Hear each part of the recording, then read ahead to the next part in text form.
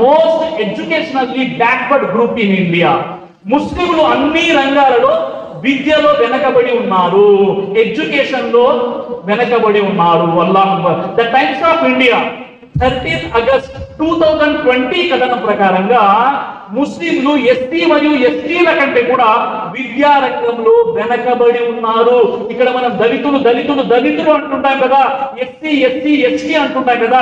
ఈ ఎస్సీ కంటే ఎస్టీ కంటే దళితుల కంటే మాదిగ కంటే మాల కంటే అన్ని కులాలు వెనకబడి అనగారినటువంటి కులాల కంటే ముస్లింలు ఎడ్యుకేషన్ లో వెనకబడి ఉన్నారు. సిగ్గుతో తలదించుకునేటటువంటి విషయం సోదరులారా. ఈరోజు ముస్లింల పరిస్థితి ఎలా ఉంది ఎడ్యుకేషన్ లో అంటే మీరు ఆశ్చర్యపోతారు. మొత్తం కూడా ముస్లిం దేశాలు 57 దేశాలు, 57 దేశాలు మొత్తం ఉన్నటువంటి యూనివర్సిటీస్, ముస్లింస్ యొక్క యూనివర్సిటీస్ కేవలం 500 మాత్రమే. కేవలం ఒక్క అమెరికాలో 5800 యూనివర్సిటీస్ కేవలం అమెరికాలో ఉన్నాయి. మన భారతదేశంలో 8400 యూనివర్సిటీస్ కేవలం మన భారతదేశంలో ఉన్నాయి. 57 ముస్లిం దేశాలకు ఉన్నటువంటి యూనివర్సిటీస్ కేవలం 500 మాత్రమే. ఇది ముస్లింల యొక్క ఎడ్యుకేషన్ లో విచారకరమైన బాధాకరమైనటువంటి విషయం సోదరి మల్లారా సోదరులారా. చూడండి, ఈరోజు పరిస్థితి ఏంటంటే మన పూర్తిగా ప్రపంచంలో ఉన్నటువంటి పూర్తిగా 500 టాప్ యూనివర్సిటీస్ లో ఒక్క యూనివర్సిటీ కూడా ముస్లిం యూనివర్సిటీ లేదు. ఈరోజు మన భారతదేశంలో కూడా ముస్లింల పరిస్థితి అదే విధంగా ఉంది. ప్రపంచంలోనే టాప్ 50 యూనివర్సిటీస్ లో ఒక్క యూనివర్సిటీ కూడా ముస్లింలది లేదు. ప్రపంచంలో ఉన్నటువంటి టాప్ 50 యూనివర్సిటీస్ యొక్క టాప్ 10 స్టూడెంట్స్ యొక్క లిస్ట్ తీస్తే టాప్ 5 మరియు టాప్ 6 లో యూతులే ఉన్నారు. టాప్ 5 లో ఒక్క ముస్లిం కూడా లేడు.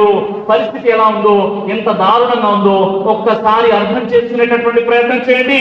ఇక్కడ ఉన్న క్రైస్తవులు, క్రిస్టియన్స్ ఎవరైతే ఉన్నారో అక్షరాస్యత లిటరసీలో 93% క్రైస్తవులు, అంటే ఇక్కడ ఉన్నటువంటి క్రైస్తవులు ఎవరైతే ఉన్నారో ఆ క్రైస్తవుల్లో 93% లిటరసీ అక్షరాస్యత ఉంటే ముస్లింలలో కేవలం 50% మాత్రమే ఉంది.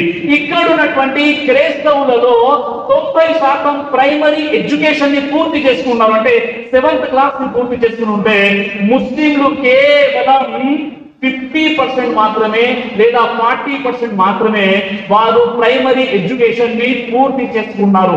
ఇక్కడ ఉన్నటువంటి క్రైస్తవులు యూనివర్సిటీ కోర్సెస్ లో 52% వారు అడ్మిషన్ తీసుకుంటుంటే ఇక్కడ ఉన్న ముస్లిములు కేవలం 2% మాత్రమే వారు యూనివర్సిటీ కోర్సెస్ ఏదైతే పోస్ట్ గ్రాడ్యుయేషన్ ఉంటుందో అందులో కేవలం 2% ముస్లింలు మాత్రమే అడ్మిషన్ తీసుకున్నారు. ఇది భారతదేశ ముస్లింల యొక్క బాధాకరమైనటువంటి విషయము.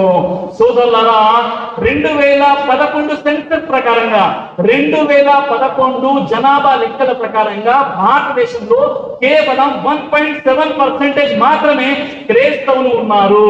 కానీ వారి యొక్క ఇన్స్టిట్యూషన్ మీ నెల్లూరులో చూడండి, విజయవాడలో చూడండి, ఆంధ్రప్రదేశ్ ప్రతి పెద్ద పెద్ద టౌన్స్ లో చూడండి, విలేజెస్ లో చూడండి, క్రిస్టియన్ యొక్క కాలేజెస్, క్రిస్టియన్స్ యొక్క స్కూల్స్ ఏవైతే ఉన్నాయో నిజంగా అలాంటి స్కూల్స్ అలాంటి కాలేజ్ ముస్లింలకు ఉన్నాయా ఒక్కసారి ఆలోచించండి.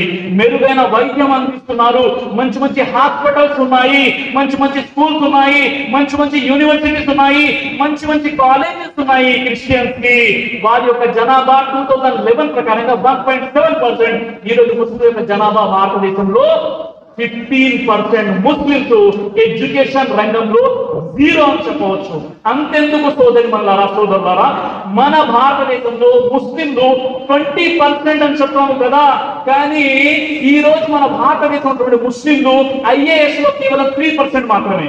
ఐఏఎస్ ఇండియన్ అడ్మినిస్ట్రేషన్ సర్వీస్ లో ముస్లింలు 3%, ఐపీఎస్ లో 4% కంటే తక్కువ, ఐఎఫ్ఎస్ ఇండియన్ ఫారెన్ సర్వీస్ లో 1.8% ముస్లింల యొక్క రిప్రజెంటేషన్.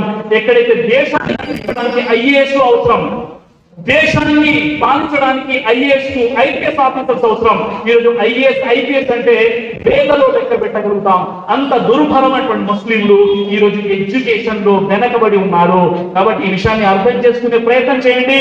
ఏ ఖౌమ్ అయితే, ఏ ఖురాన్ అయితే, ఏ ఖురాన్ చదువు పఠించడం ప్రారంభమైందో మనం అంటున్నాం మా పిల్ల ఏ ఖురాన్ మేము చదువుతో మాకు సంబంధం లేదంటే ఈ రోజు ప్రపంచ దేశాలు మనపై ఉమ్మేసేటటువంటి పరిస్థితి, ఈ రోజు ప్రపంచ దేశాలు మనల్ని నిందించేటటువంటి పరిస్థితి, ఈ రోజు ప్రపంచ దేశాలు ముస్లింని టార్గెట్ గా చేస్తుందంటే